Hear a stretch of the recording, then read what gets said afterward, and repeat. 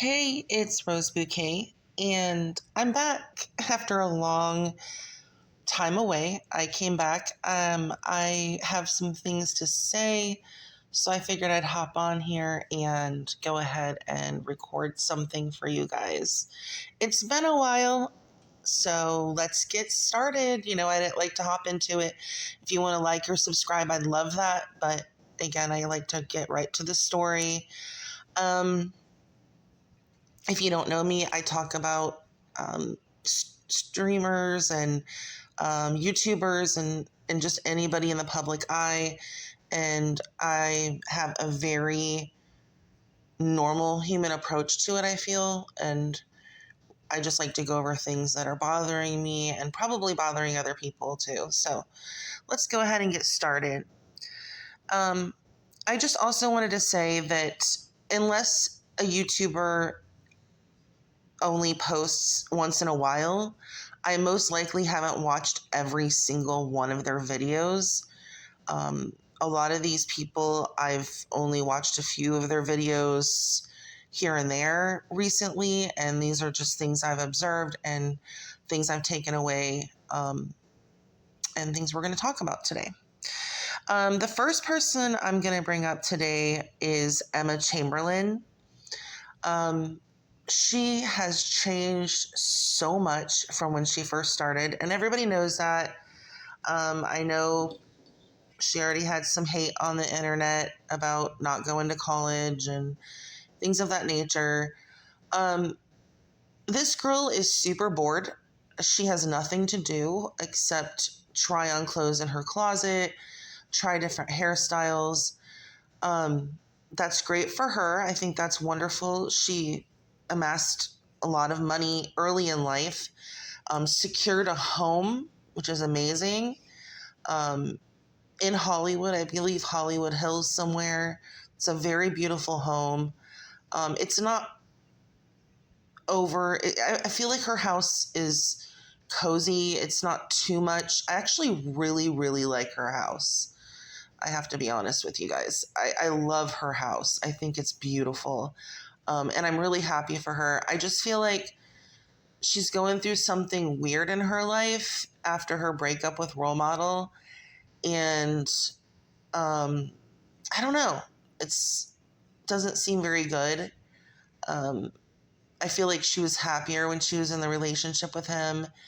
And not that the new guy isn't great, because I know she's dating somebody new, and he's keeping her afloat. But I don't know. I just kind of worry about her. I hope the best for her. She doesn't, she's doing what she does, which is videos. She does sometimes one video a month. Maybe she'll do 2 or 3 a month. And then she has her coffee store. And then she sells coffee. So she's good to go. I don't think she actually has to vlog to make a living like other people. She's made her name in the coffee industry, so she can most likely stay afloat with just that, or she's trying to stay afloat with just that. I don't know if she needs to change her formulas. I've personally never had her coffee. The thing about me is that I value every dollar that I spend, and I heard so many bad reviews about her coffee, so I just never bought it. I should buy a can of her coffee. I think it's like $2, $3, $4. I've just never did it because, again, I really can't afford to buy things that aren't good and I'm not going to enjoy. But hopefully, I think she maybe have changed the formula, I hope, and got that situated. But yeah, I think she's going through an early life crisis. I think it's great. She's trying to find hobbies, and she's drawing and sewing, and she shows herself cooking now. So that was fun. I agree with other people. She would probably benefit from taking some college classes and like going back to school, but you don't have to do that. She doesn't have to do that. She's already made it. So now it's just filling in the rest of the time with things that most of us don't have that luxury of doing because we have to go to work every day. So we don't have all this extra time and money to spend. But I think she's going through something, and I hope she makes it through. That's all I want to say. Just, the constant hair changes, style changes. It just screams that she's bored, and I hope she finds something that, that keeps her interest, and that, will be something that will bring her peace. All right, so the next thing I want to talk about is Trisha Paytas. I used to watch Trisha Paytas a lot. Like I started watching her when she was dating Jason. So at the very beginning of the relationship. So I followed that train and that train wreck, I guess you could call it. And I just always knew that they weren't good together and that Jason was going to leave her. And I just knew. You could tell by how he acted, like, that he was, he wasn't really there for the long haul for her. But I am happy for her that she's married and is now pregnant with her third child. I think that's amazing. The only thing I want to say is that I actually can't believe so many people watch her videos, to be honest with you. She's basically doing the exact same thing she did before. Like when she was crying on her floor or doing mukbangs, it was just her in front of the camera. Now she just does it in a more professional setting with a sidekick and then has people come in and then she like interviews them. So the attention is not on her, it's on other people and other things going on, which is interesting because normally, especially in the years and years and years she was on the internet, it was definitely self-focused. And she would just talk about herself and she calls them mukbangs. I call it just eating in front of the camera, whatever you want to call it. And shopping. I feel like Moses is good for her. I don't see her spending tons of money on like Birkin bags and Louis Vuitton like she used to. Which to each their own. I mean, everybody can do what they want to do with their money, but I just hope she pays off her house. I know her house, I think it was in the 2 million range. So I'm assuming from tour that she just had, she probably made quite a bit of money. Again, I don't know. I just know when people tour, they seem to make a lot of money. So I hope she puts that towards her house and pays it off. And doesn't have a mortgage, because if she can accomplish that with her husband, that would be amazing. And then all she has to do is pay the bills, and that way she's never in a situation where she's, can't pay her house and loses everything, because that would be sad. I think Moses is smart. I hope that they pay off that house and they get to live there for the rest of their days, until they decide to sell it and maybe get something smaller when the kids move out. I think the third child is going to really test the relationship. And it's a boy. So I know she's super excited and happy that she's having a boy. Like, she's over the moon. Don't get that twisted. She's on tour. She is loving being pregnant with that boy. Okay. She shows everybody her stomach. She is so proud. And, that's awesome. I just think it's going to test the relationship because, that's a lot of kids to take care of. And, unless she hires nannies, like I know she said she was against doing at one point, I just see it, really testing their relationship. It's going to, they're 3 small children, toddlers and a baby and a brand new baby. Yeah. I think we're going to see after she has this baby, there's going to be a lot of settling down, a lot of settling in. But she has her mom and her sister, and I think she has nannies, if I'm not mistaken. I don't really know. I don't watch her constantly. I don't really like to listen to her, so I know other people do, but I will listen to her podcast. I usually only listen to about 5 minutes, and that's all I can handle. I don't know how she has so many views. She must be pushed in the YouTube algorithm, which is going to take me to the next person I want to talk about, which is Colleen Ballinger. Now, the reason I want to talk about Colleen Ballinger today is because she's constantly being pushed in the algorithm on me, and I'm not even subscribed to her. I probably clicked, I can't even remember the last time I watched a video of hers. They're extremely boring, and she doesn't interest me, you know? I no longer find people that put a camera in their face and walk around with the camera directly in their face interesting. That used to not bother me, but now the more I watch YouTube videos, the more that does bother me. Like, I like to see other things in the picture. Like, I don't want to constantly look at your face while you're talking. Like, it just annoys me. So, and I also, I really don't care to watch little kids playing, and it's not really my vibe. And I don't know. Her husband's pretty boring. He never has anything to really say. He kind of just goes along with it for the free ride, I guess. I don't know.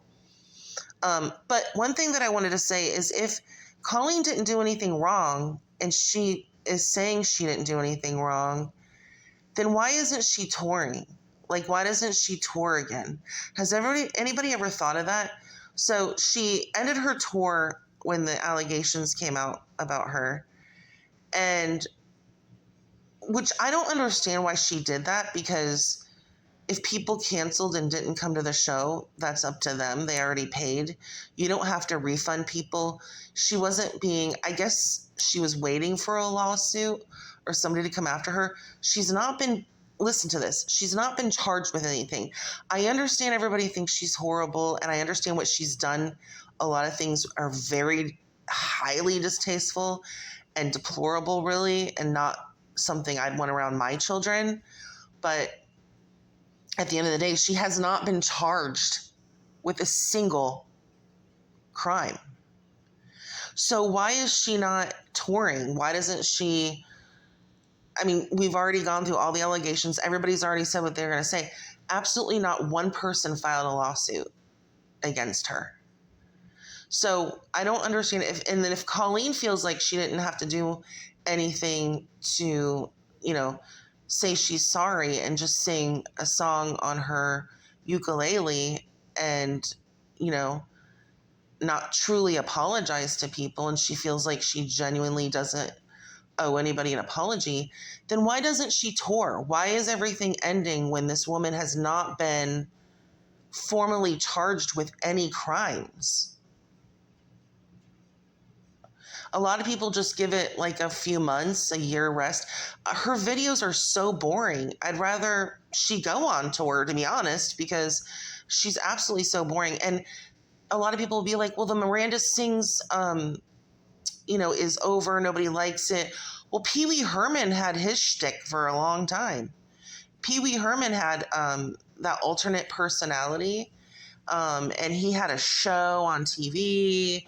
He did Pee Wee's Big Adventure. I think he had 2 or 3 movies. I mean, they really pushed that to the max that they could get. So, but he did commit a crime. He, I'm not going to go into what Pee Wee Herman did. You can look it up. But she has not been formally charged with anything. So again, if anybody wants to leave a comment and let me know why Colleen feels like, because she could go on a small tour. If she thinks less people will come, she can still do a tour, just a small tour. Like, I feel like Trisha Paytas and some other people did tours. They didn't do multi-cities like she was doing before. But she can certainly do like local California tours, do her Miranda Sings and her whole shtick. I don't understand why she doesn't do it if she felt like she never did anything wrong. So it's kind of weird. I'm sure I'm not the only person that's thought of that. But if somebody wants to comment below and explain that to me and maybe why she doesn't go on tour, because nobody's stopping her. Nobody's stopping her. And the last person I'm going to talk about is Morgan Adams. I love this girl. The only issue I have with her is when I listen to her vlogs, every sentence is super dramatic. And I'm like, when does the story end? Because it's constantly like, no, no, no, no, no, no, no, and then this happened, and then, and I can't believe this. And, it's like drama. It's, it's so much drama in her voice. I'm constantly waiting for her bass line, like her actual talking voice, to come out and it actually end on a flat note. Like, for example, if you say, the dog crossed the street, that's your baseline, right? But with her, it's like, the dog crossed the street. It's like everything she says has such an inflection in her voice. She uses that inflection in her voice on everything she says, is like super dramatic. And you're constantly like on the edge of your seat, like, when's the story gonna end? When's the finale of this story? And you're constantly left flat, like there is no ending to the story. That's just how her voice is. So I just wish she would not use her voice in that way. I wish she'd get some voice training and learn how to just talk. And I'm not saying monotone, because monotone isn't good either. You do want some inflection in your voice. But when you're done ending a sentence or ending a story, it needs to sound like the story ended. And hers never does. Like right now, when I just talked, it sounded like I just ended a story, because I did. But with her, it's like the story just never ends. And you you keep watching, you're like, you're like exhausted. Like, it's exhausting listening to her, because her voice just is in a constant state of, like, nervousness, and it's in a constant state of like drama, in my opinion.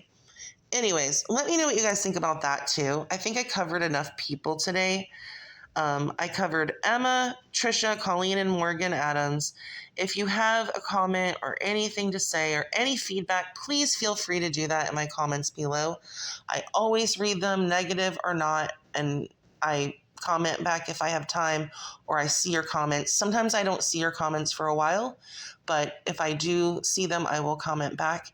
I hope everybody's having a great summer. It's super hot out, so try to stay cool and drink some water, some ice water, and stay in the air conditioning, because it is really hot out. Bye, guys.